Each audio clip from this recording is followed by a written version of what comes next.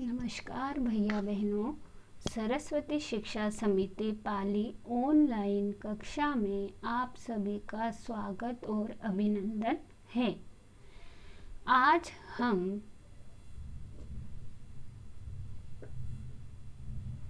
कक्षा सप्तमी विषय हिंदी के अंतर्गत पाठ 5 मिठाई वाला के भाग 1 का अध्ययन करेंगे, जिसकी विधा है कहानी।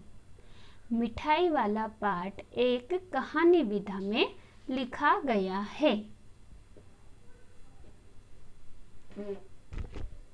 कक्षा सप्तमी की पाठ्य पुस्तक बसंत भाग 2 के पाठ 5 मिठाई वाले पाठ के लेखक हैं श्री भगवती प्रसाद वाजपेयी। इस पाठ के अध्ययन बिंदु निम्नानुसार है, जिसके अंतर्गत हम इस पाठ का अध्ययन करेंगे। पहला है पाठ का सार, दूसरा है शब्दार्थ और तीसरा है अभ्यास प्रश्न। इन अभ्यास प्रश्नों को आप सभी भैया बहन अपनी पाठ्य पुस्तिका या उत्तर पुस्तिका के अंतर्गत लिखेंगे।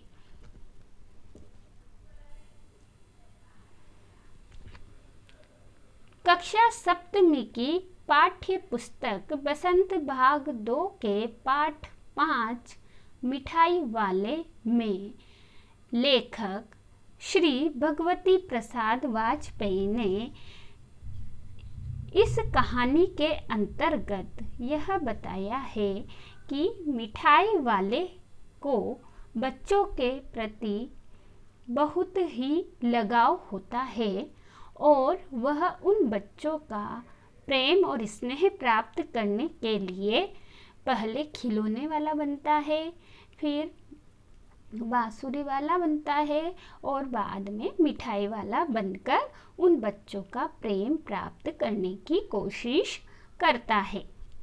आज हम मिठाई वाले भाग 1 के अंतर्गत खिलौने वाले का अध्ययन करेंगे। लेखक ने मिठाई वाले की जो बच्चों के प्रति मनोभावना है उसे व्यक्त इस पाठ के अंतर्गत किया है।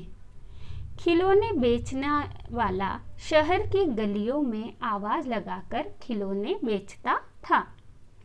उसका स्वर बड़ा ही मधुर था और सभी को बहुत अच्छा लगता था।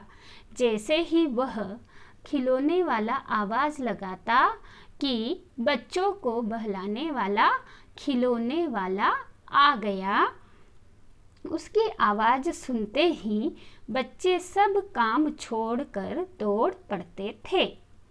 खिलौने वाला बड़े प्रेम से उन्हें खिलौने देता था और उनके छोटे छोटे प्रश्नों का उत्तर भी बड़े प्रेम से देता था। जैसे ही खिलौने वाला बच्चों को आवाज लगाता कि बच्चों को बहलाने वाला खिलौने वाला आ गया, तो बच्चे खेलते और इठलाते हुए झुंड में उस खिलौने वाले को घेर लेते थे और तब वह खिलौने वाला वहीं बैठकर खिलौने की पेटी को खोल देता था। बच्चे खिलौने देखकर बहुत प्रसन्न होते और अपनी तुतलाती हुई बोली में बोलते और उसको पूछते, इसका दाम क्या है? ओल इचका। खिलौने वाला बच्चों को देखता और उनकी नन्ही नन्ही उंगलियों से पैसे ले लेता और बच्चों की इच्छा अनुसार उन्हें खिलौने दे देता था। इस प्रकार बच्चे अपने मनपसंद का खिलौना लेकर बहुत इठलाते थे और बहुत प्रसन्न होते थे। इस प्रकार खिलौने वाला बच्चों को प्रसन्न कर कर अपने खिलौने बेचकर इस गली से उस गली, इस मकान से उस मकान की तरफ आगे बढ़ जाता है। इस कहानी के अंतर्गत राय विजय बहादुर के बच्चे भी एक दिन खिलौने लेकर अपने घर पर आते हैं।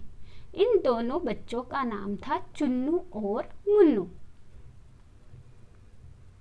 चुन्नू मुन्नू जब खिलौने ले आए तो बोला, मेला घोला केछा छुंदल है।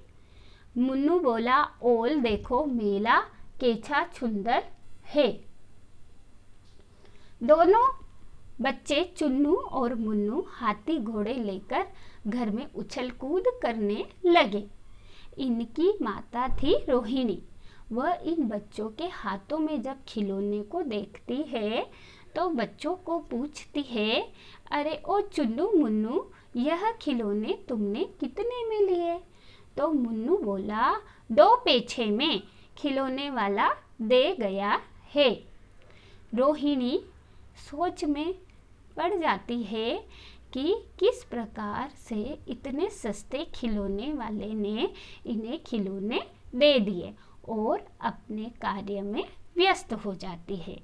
इस प्रकार लेखक भगवती प्रसाद वाजपेयी ने इस भाग के अंतर्गत एक खिलौने वाले के बारे में बताया है जो बच्चों का प्रेम प्राप्त करने के लिए कम पैसों में ही बच्चों को उनकी मनपसंद का खिलौना दे जाता है और उन बच्चों की मनोभावनाओं को, उनकी खुशी को देखने के लिए वह इस प्रकार का कार्य करता है।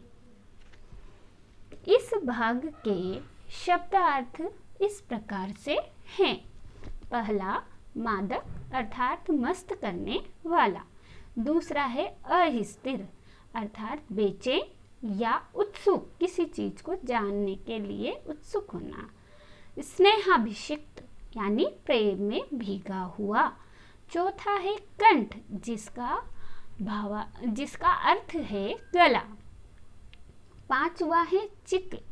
चित का अर्थ होता है बांस की तीलियों से बने पर्दे। अंतर्व्यापी अर्थात भीतर स्थित। सातवां शब्दार्थ है उद्यान। उद्यान का मतलब होता है बगीचा। आठवां शब्दार्थ है इठलाते अर्थात इतराते हुए। नौवां शब्दार्थ है विचित्र। विचित्र का अर्थ होता है अनोखा। इस भाग के अभ्यास प्रश्न इस प्रकार से हैं, जिन्हें आप सभी भैया बहनों को अपनी उत्तर पुस्तिका में करना है। प्रश्न नंबर 1, मिठाई वाले पाठ के लेखक का नाम क्या है? प्रश्न नंबर 2, इचका दाम क्या है? यह वाक्य किसने किसको कहे? प्रश्न नंबर 3, राय विजय बहादुर के पत्नी व बच्चों के नाम क्या थे? प्रश्न नंबर 4, चुन्नू और मुन्नू कौन से खिलौने खरीद कर लाए थे?